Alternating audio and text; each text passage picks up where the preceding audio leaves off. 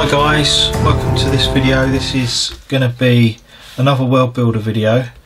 We're going to be looking at, we've created the game in previous videos, we've set it all up, we've talked over some of the actions and some of the features of the game. What we're going to do now is we're actually going to start playing through a few things that you can do. We're going to sort of go a bit live and play some of the game and explore a bit together how you go about playing the world builder phase of the game. We're not going to go off on quests and do dungeons and that was been covered when we've discussed the main game. There's videos for that and how you play this part of the game. So basically the way the world builder add-on adds is this is like part of the game where we're venturing across a land, and any side quests and actual quests that we do, that's when the main part of the game kicks in from the core rulebook. When you're playing quests and side quests, you can introduce all the rules that have been covered in expansions since the original release. But for now, what we're going to do is we're going to be looking at primarily just how you play this world builder, and we're going to be performing turns and so forth. You're still going to need a adventure sheet. You're going to be recording a lot of information on your adventure sheet. You're going to need a blank, well, not a blank one. You're going to need to continue on with your combat track, so whatever you was using in the dungeon you need to carry on, because as you encounter monsters in the wilderness you're going to be needing to add them to your combat track, so we keep that handy. You're going to need your calendar obviously, and your hex sheet, and possibly this handy sheet, the world actions and the map key. You're also going to need monster abilities, because the monsters still have abilities in the wilderness, so I'll keep that handy, and a handy sheet as well for how to deal with combat and so forth. So there's a few sheets there. You can get all of them from the MK Games website. Okay, so what we started off in those videos that we done prior to this one, if you haven't seen them, it might be worth going back over them and looking at them, because that explains the foundation of the game and how we've reached this stage and how you actually will then begin playing them. So I'll assume that everybody's watched them and have got a bit of an understanding of the game as we progress. Okay, so,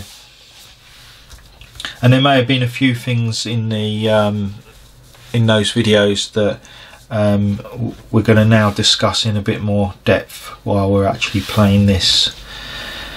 Okay, first thing we're going to do, we're going to scout some areas, because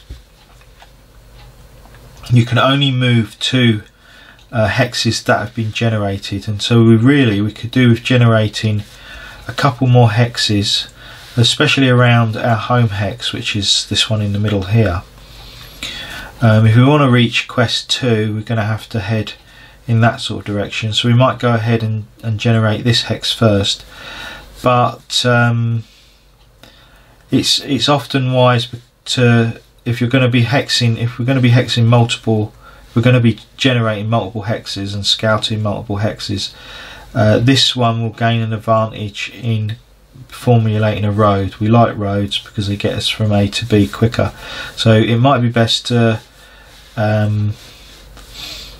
try and generate this hex first and then see if there's a road that leads into this one as well. The more roads that lead into areas and the rivers, the more likelihood there is of them being in these hexes. Okay, so the first thing is we need to check on our world builder action sheet. It costs us 2 action points to scout, so we're going to do that, and then we need to check for an event after we've made a scouting roll. So let's go ahead and do that. Okay, so I'm going to spend 2 action points, so that's 1, 2 and 2 food, so that now puts me on 13 food. And we get to now just generate that hex, and we can do all this off of the map key. So the first thing is to find out what terrain it is. So we're going to roll the D100, and we're doing this hex here. at the moment. Okay, so we rolled 37, and we look on here and it tells us 37, the result under the name there is the result from the table. 32 to 43 is a forest, so this area is actually going to be a forest. So we're going to put the forest symbols in. Okay, and then we're going to roll for a name. So we need the name table for that. So I've rolled 65 on table N, and let's have a look what we've got. 65 is the Forest of Anguish. Okay, so we write that at the top here. So Forest of Anguish. There we are. Okay, so next we want to roll for a settlement. Okay, so you can use table T if you like, but all the shortcut is all here on the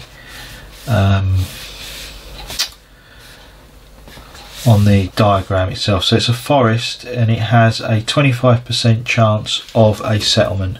So we rolled 25 or less, and we rolled 56, so there's no settlement in the Forest of Anguish. Now we're going to check for roads. Okay, because we've got a base chance of 20% that a road flows through our forest, but because there's already a road leading into that edge, then we get to add plus 10%. So that's going to jump up from 20 to 30%. So let's see if we get a road. 37, so that's a bit of a shame. Okay, and now we're going to check for a river. Well, there isn't a river flowing to its edge, so it's just a bog standard 45% for a forest. Okay, we rolled 94, so there's nothing further to do for that zone there. Okay, now we need to check for an event. So we're currently in the Mystic Mountains, so we're gonna look at our population result, and it says 30% chance there, but also because there's a river and a city in this hex, it also ups the chance of a attempt. So I'm just gonna clarify that just to make sure I'm telling everything right. So yeah, so you apply all the modifiers for that. So we add 20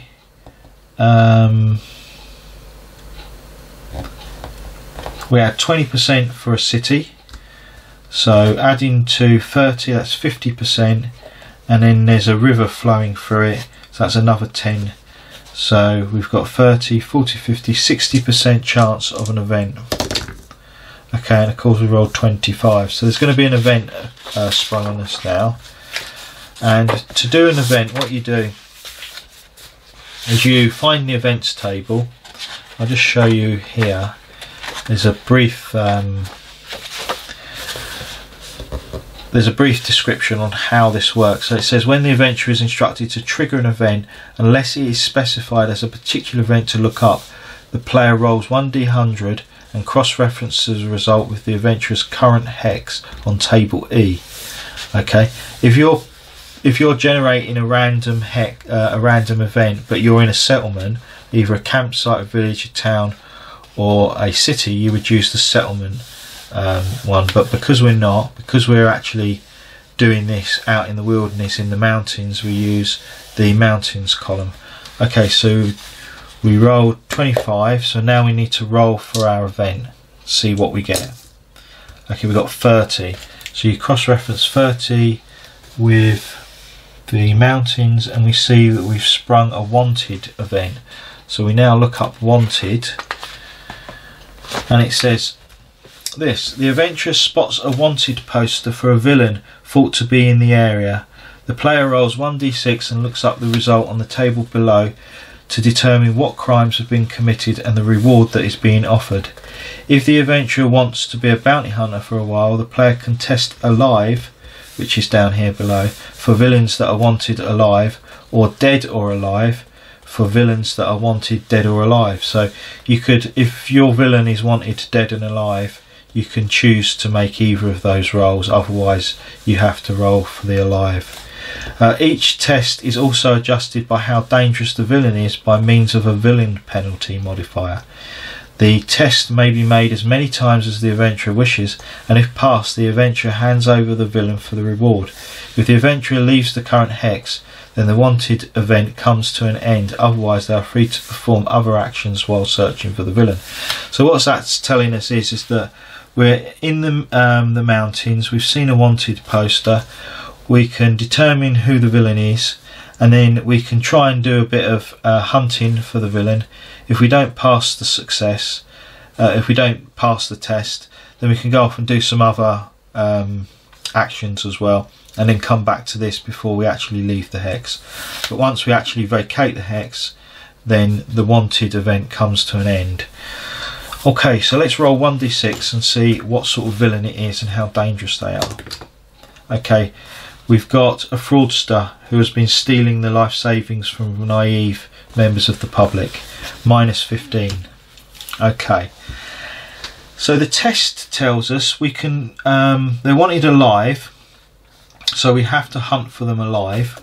We get 400 gold pieces if we manage to capture them. So I'm going to make an int or dex -15, and they're not great for this adventurer, to be honest. I mean, we've got a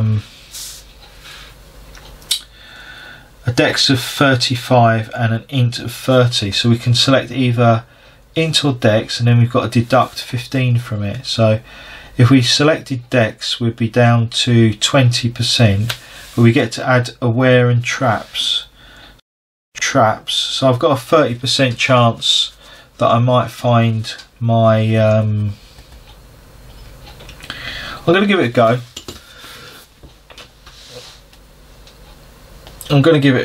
I'm going to roll 30% or less to see if I can capture the villain alive. If I don't, you have to spend some action points doing this. It's 1d3 action points, so we'll have to see how many action points it's going to take us if we make the test. We're going to make the test 30% or less, and let's see what we get. 06. Okay, that's brilliant. So I've got my, that's an experience that we've gained. We've passed our test. I'm going to put my experience in intelligence. It's starred, so I get to add 2 pips because it's a starred attribute. And now I need to roll 1d3, so there's my special 3d. Okay, it's cost me 1 action to search for the bounty. Where's my calendar? So I'm going to go ahead and spend those action points now, and that's 1 ration as well, so that's 12 rations. And then I gain the reward, which was 400 gold pieces, so I add 400 gold pieces to the adventure sheet, and then I get -1 lawless point because I've done something good, so I'm on -1 lawless. Okay, right, so that was quite successful. Okay, so I've managed to accumulate 400 gold. I've handed in a fraudster and prevented him from carrying on stealing from members of the public, and my lawless has gone down as well, so all to the good.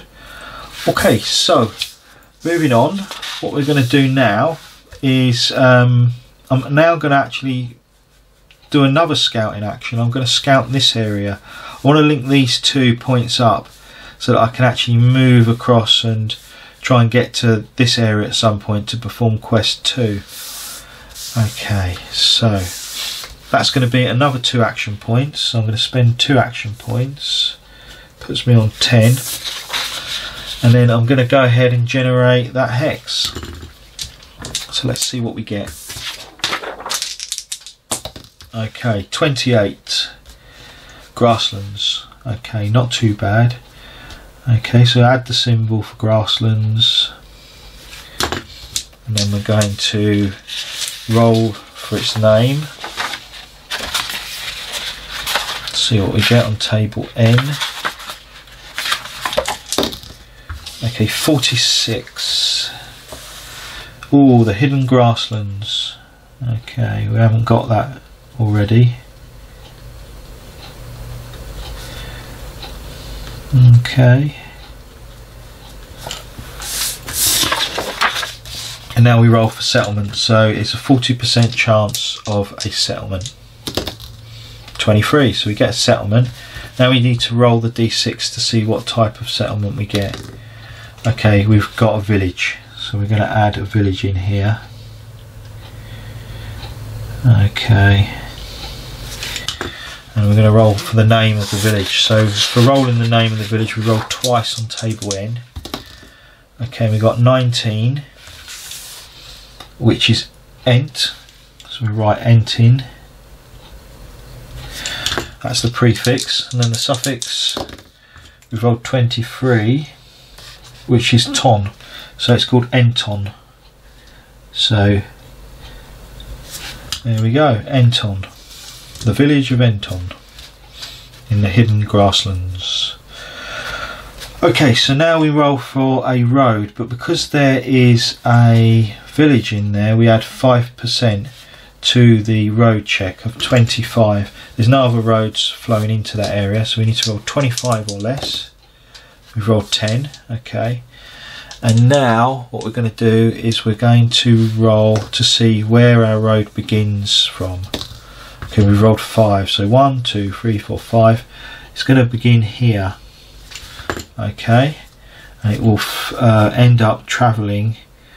We'll probably take it through Enton and down to the opposite end. Okay, try and draw that on quite neatly, and then I'm going to see if it splits. On a roll of 1 to 4 it doesn't split. 5 it splits once. See which area, which way it splits. So it goes 1, 2. So we'll have it splitting. We'll have it splitting there. Okay. So there's our road. Now let's see if a river is in the hex.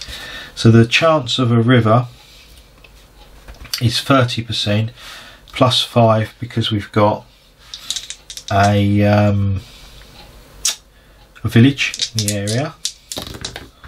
Okay, so there's a river flowing in the area, and because there isn't a river flowing from any other area, we have to determine which way it comes in from. So it's coming in from the top here through to the bottom, and I'm just going to neaten up this road. I don't quite like the way it's moving before we add the river.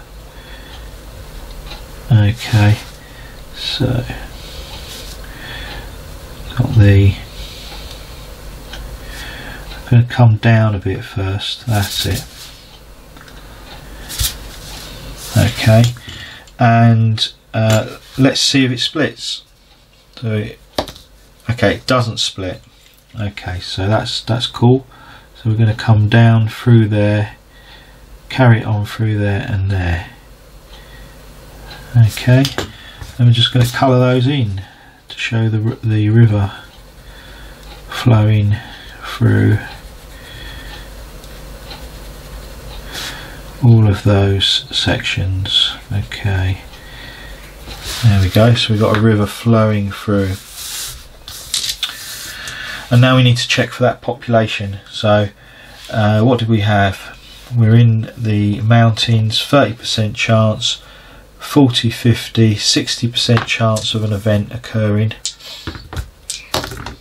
Okay, we've rolled 92. I think you can just about see that.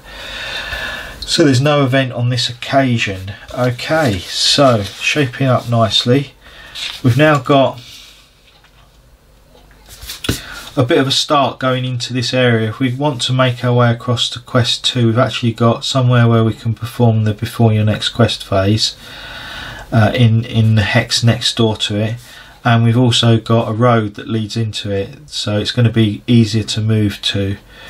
So that's pretty cool. I'm going to do one more scouting action, and I'm going to scout this section here because we've got a quest over here, so I want to know what's lying in the land here. Okay, so let's have a look at that. So I'm going to spend my 2 action points, okay, for my, and that puts me on 8 rations. And you can see that what's occurring is in the early parts of the game you're going to be doing a lot more scouting than actual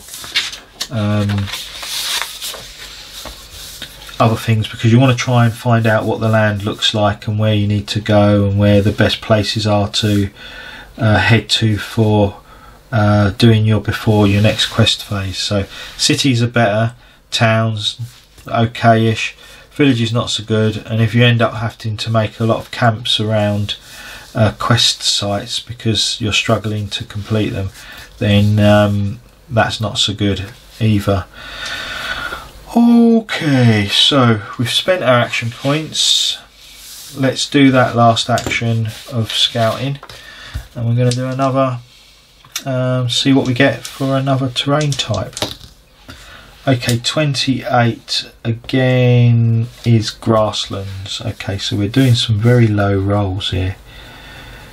Okay, and then we roll for a name. 09 is the wild grasslands.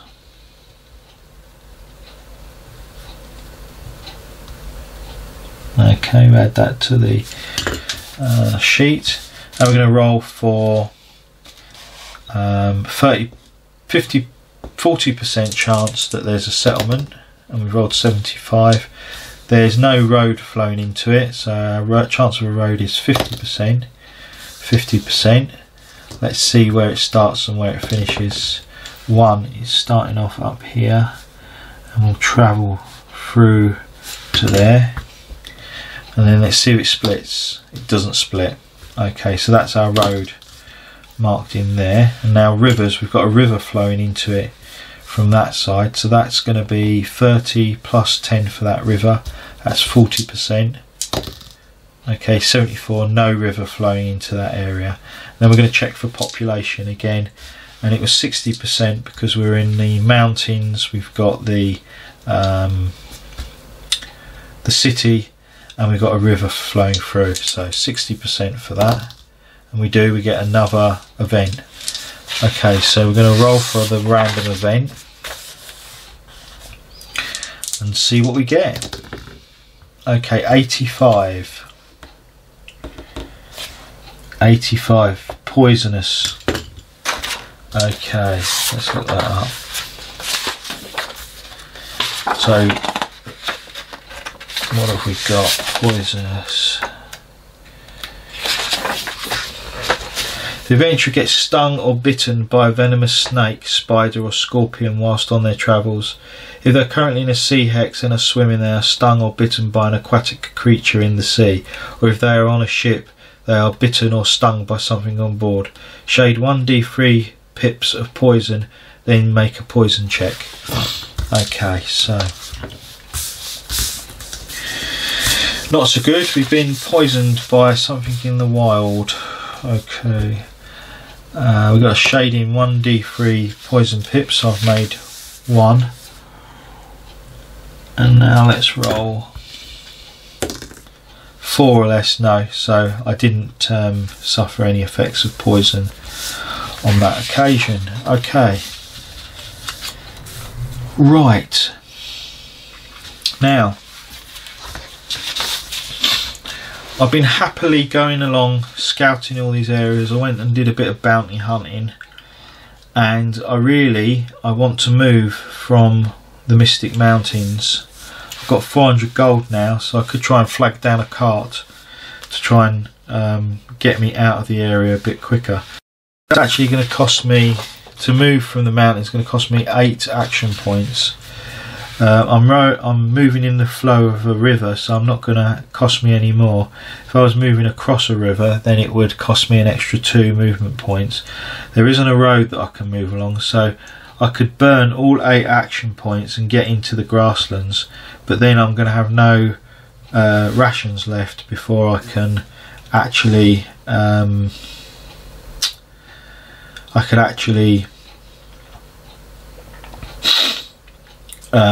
perform a forage test. So I could go into the city and perform that settlement phase. I haven't done that while I've been in the Mystic Mountains, so I'm going to go ahead and do that. I'm going to perform a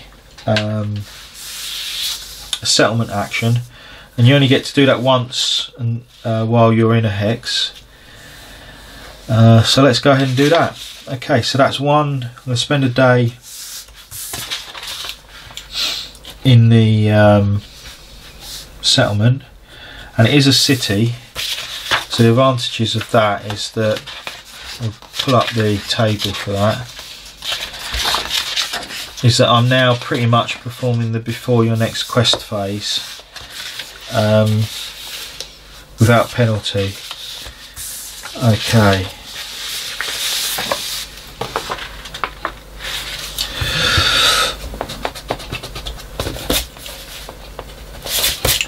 Okay, so the first thing I'm going to do them in order, although I haven't really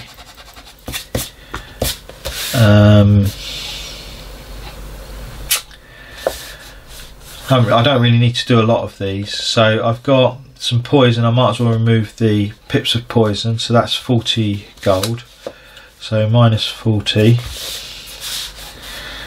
And then remove that poison pip. I'm also going to repair some items, sell some items, buy some needed. I'm going to buy some needed items, so I can do that from table. I'm going to keep this place, but I'm going to find table N I. Okay. Alright, so I'm going to buy some rations. Okay, it costs me 8 to buy some rations. Okay, so basically I want enough rations to get me out of the hex and then do some foraging. So I know it's going to cost me 8 to move from the mountains, so I need at least 1, and then 1 to do the foraging. I'm going to buy 3 rations, so that's going to be 3 rations, 3, that's going to put me on 10 rations, and that's going to cost me 24 gold. Okay, so far out of my allocated amount that I can buy during the buy needed section, I've bought 3 rations. So I'm going to buy a fishing rod as well. So this goes in your section for items with damage tracks, and it's minus 6 damage, and it's got a value of 20 and 5, so it costs me 20 gold for that, minus 20, and that's my 4th item that I can buy. I'm going to buy some line, so I'm going to buy 5 line.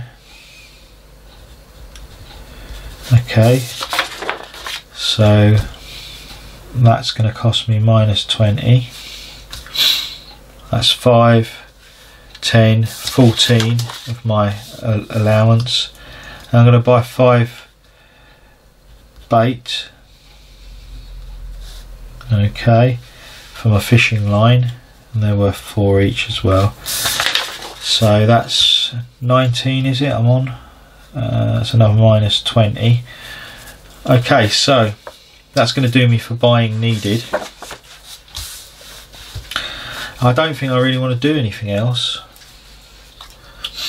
so I'm just going to go ahead and deduct those points there. So that's 20, 40, 60, 84, 84, 90, 84, minus another 40, 124. Okay, and that's 300, 276, I believe that is. Probably made a mistake, but it's been a hard day today. Okay, so I've got 276 gold pieces left, and we've done all those additions and so forth. So the bait adds plus 10 to fishing tests. Okay, and with my decks at the moment, I'm going to need all the help I can get at fishing. So that concludes the settlement phase. You could do other things as well. I mean, there's things like I could buy some shares, for instance. They cost 100 gold and so forth, and do some training and so forth. But for now, that will do, as we don't want to get too bogged down in. We want to see what we can do in the world builder game. Okay, now I'm going to go ahead and move. So I'm going to spend the 8 action points. Shall I try and flag down a cart? I could do. Let's flag down a cart and we'll go through the procedure for that. So I'm going to roll, find the population result for your current hex. Alright, first of all, it's going to cost me 1 action point, so that's 9. Okay, and then we've just crossed off a special day there, which tells us it's a make a poison check, poison and disease check. We haven't got any on our, because we did actually get rid of that poison pip, so we don't need to worry about that. Okay, so we're flagging down this cart. So we're going to find the population result for our mountain is 30%, plus the river that's flowing through it is 10%, and plus 20 for the city. So that's actually a result of 60 or less. So if we roll 60 or less, we find a cart to take us to the wild grasslands, and we rolled 15. So we come across a cart. If we'd failed that test, we would have to roll for a random event. So we passed that, so there's no random event. And we get to make a move action and reduce that move cost by 3 action points. So it's quite worth doing. It costs us an action point to do it, so it basically means that we can move from there to there for the cost of 2 action points.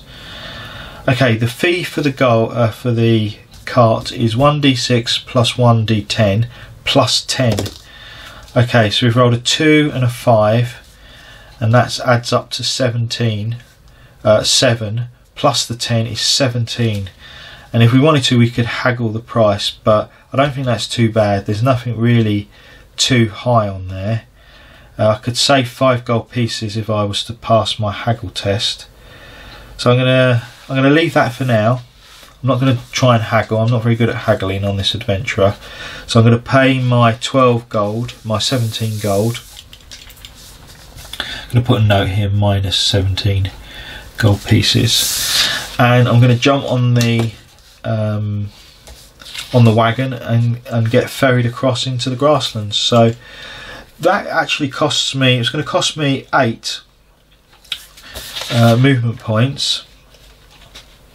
8 action points, but it's only going to be reduced by 3, so that's now 5 points. So that goes from 9 to 4. I'm going to cross off 1, 2, 3, 4, 5 days on the calendar.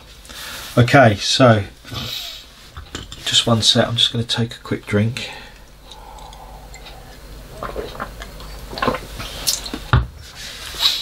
Okay, as you can see, we've been shading, crossing these days off. We've actually passed an event there, and that's fine. We've completed the action, but we now need to deal with this event. So on the 11th of January it was a full moon, and we need to roll and test to see if there's a werewolf event. So it's a 5% chance. I'm going to roll this die. As long as we don't roll 05 or less, then we don't need to worry about it. Okay, we rolled 73. So we don't encounter a werewolf on that night, and so we're safe. Okay, so we've actually moved from the Mystic Mountains into the wild grasslands. So what you need to do is keep a running record of where your adventure is currently at, and I do it at the bottom of the hex sheet. You can do it on scrap bits of paper and so forth, but I do it at the bottom here so it stays with this sheet all the time. So we're now in the wild grasslands, and we're just going to drop that down there to tell us that we're now in this area here. I think, although we haven't really sort of covered everything that you can do, I think this is a good place to stop this video. We'll probably carry on with this at a later date and pick up from this exact moment, and we'll do some more bits and pieces. We're probably now we're here, we'll probably do some searching for quests and so forth. But I hope the video has given you a bit of an insight on how to play and how to enjoy a different aspect of D100 Dungeon and do a bit of wilderness adventuring rather than just playing all the time in a dungeon. So thanks again for watching. If you didn't see those videos introducing the game and setting up the game and that, and going through some of the different options that you can do, please do check them out. And if you've got any comments, add them to the comment section below of anything that you think you would like to see some more of and so forth, and I should try and get to that and address it. So once again, thanks for watching, and until next time, bye for now.